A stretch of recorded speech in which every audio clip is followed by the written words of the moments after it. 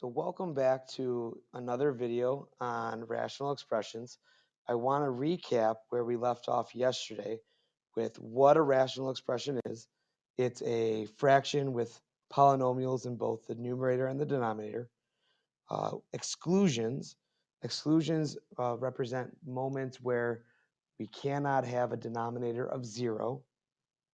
And then just the general rules for simplifying rational expressions. And you can see that right here with we want to factor our numerator and denominator. We want to find our exclusions.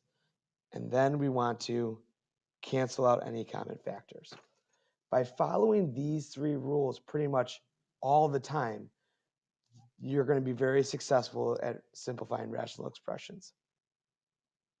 I deliberately left out complex rational expressions from yesterday's video because they tend to be a little bit more complicated. But the rules stay the same. We want to factor where we can. We want to determine exclusions by looking at denominators. And we want to cancel out and simplify as much as possible. So in this example here, I have a numerator of 2 over x plus 1 and a denominator of 1 plus 1 over x plus 1. There's not anything I can factor here. So the first thing that I'm going to look at are what are my exclusions. And there's a few of them. I'm going to highlight them. This denominator of x is going to present an exclusion. This denominator of x plus 1 is going to present an exclusion. And this whole thing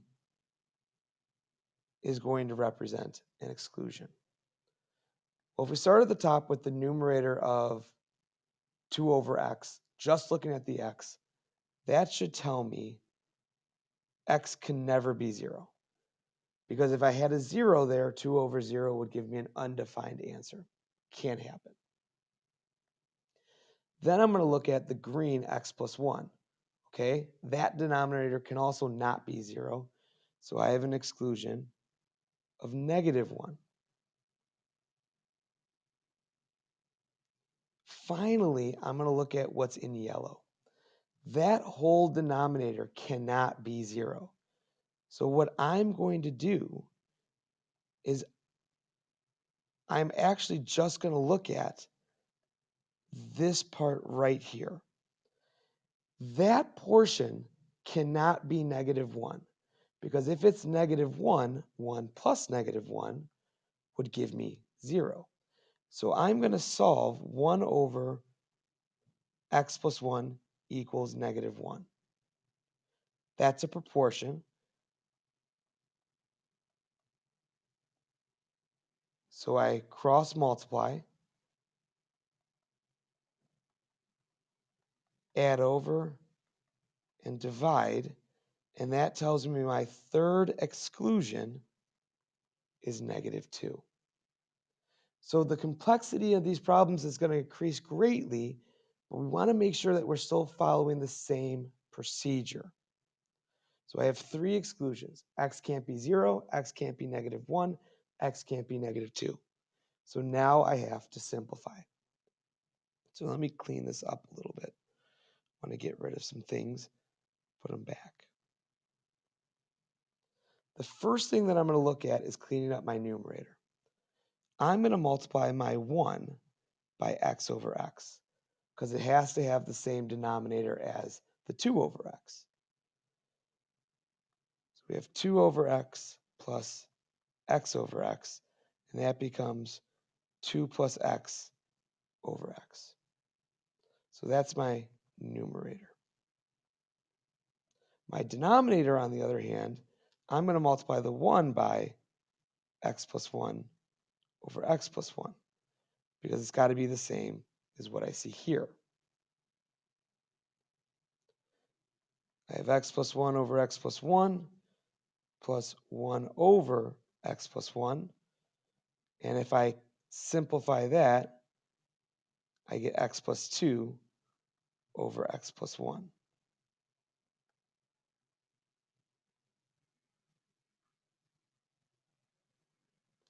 since this is just a division problem, I'm going to take the reciprocal of the denominator here and multiply it with my numerator.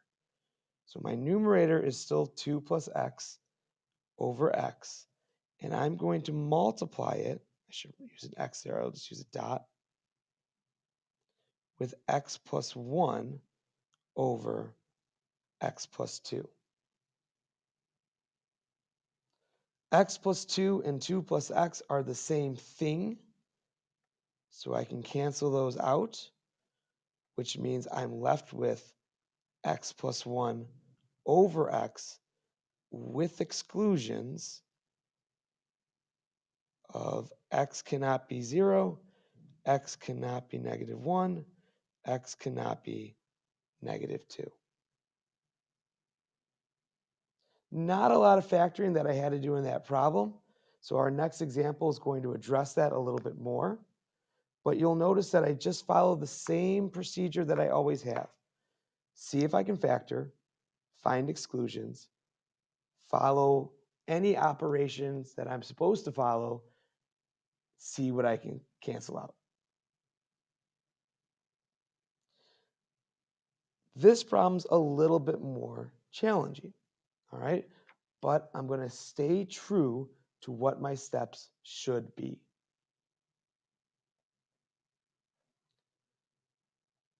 First thing I'm going to look at is where will my exclusions lie? I'll have an exclusion here. I'll have an exclusion here.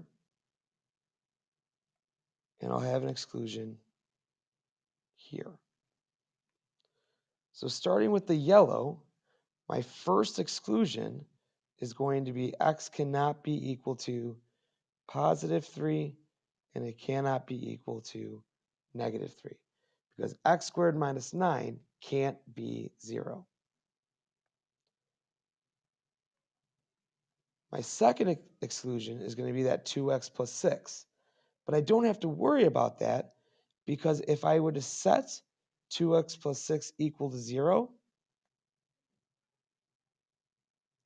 if I were to set that equal to 0,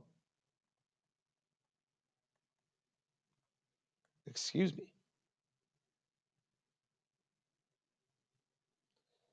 like I said, if I set that equal to 0, I just get this again. So I don't want to worry about that. It's the same exclusion that I've already mentioned. And then lastly, what I have here highlighted in blue, really all that I'm looking at is that whole thing, and that whole thing can't be 1, because 1 minus 1 would give me a denominator of 0 for that entire blue thing. So I'm going to set up a little proportion here where it equals 1, make it numerator denominator, x equals 2x plus 6, and I get x equals negative 6. So my third exclusion is x cannot be negative 6. So here we go. Here's all the simplifying that I can do right now. I'm going to factor my first numerator, and I'm going to factor this other numerator or denominator down here. So I might have said numerator, I meant denominators. I factored out those denominators. So I've got a little bit simpler imagery. My numerator lowest common denominator is going to be x minus 3, x plus 3. That's this part. My denominator LCD is going to be 2 x plus 3. This is the part where we're going to use what's called a combined LCD. That's where we take each LCD separately and we put it together as one. Because using that combined LCD is going to help me tremendously in my simplification process. And that combined LCD is going to be 2 times x plus 3 times x minus 3.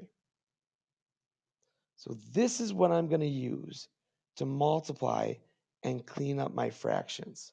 So watch what I'm going to do. I'm going to take my numerator,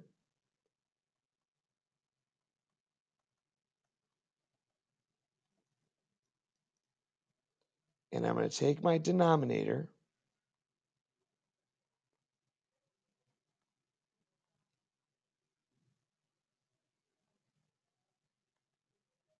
and I'm going to multiply it top and bottom by my combined LCD.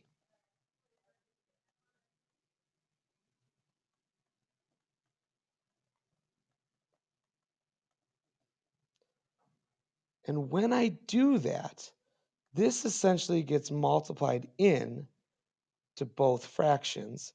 Similarly, this gets multiplied in to both fractions. What's going to happen is the following. When I do this first multiplication, the x plus 3 and the x plus 3 and the x minus 3 and the x minus 3 are going to go away, leaving me with just 2. Then when I multiply with the plus 3, I'm going to get 6 times x plus 3, x minus 3.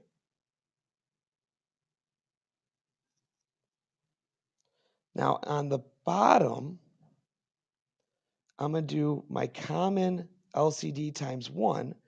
Well, that just stays 2 times x plus 3, x minus 3.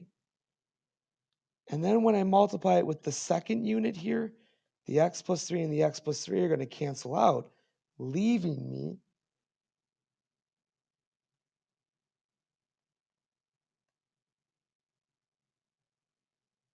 with 2x, x minus 3, but I had that 2, I had this 2 on the bottom, those cancel out. So in simplified form for my numerator, this is what I have. In simplified form for my denominator,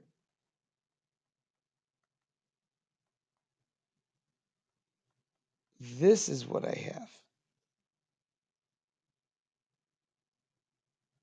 And now all I want to do is simplify things out. My numerator is going to become 6x squared minus 54. And my denominator is going to become 2x squared minus 18 minus x squared plus 3x. And that just came from doing distributing in both top and bottom. I'm going to clean it up a little bit. 6x squared minus 52 x squared plus 3x minus 18. I'm going to see if I can factor those a little bit, and I believe I can. In my numerator, I can factor out a 2.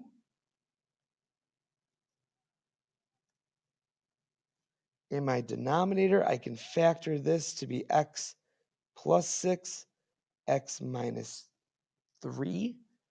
Nothing will cancel out, so I'm going to write in my exclusions. And that was x cannot be, if I go back up here, 0, negative, 3, negative 3, and negative 6. 3, negative 3, and negative 6. Now that's a lot that's going on here.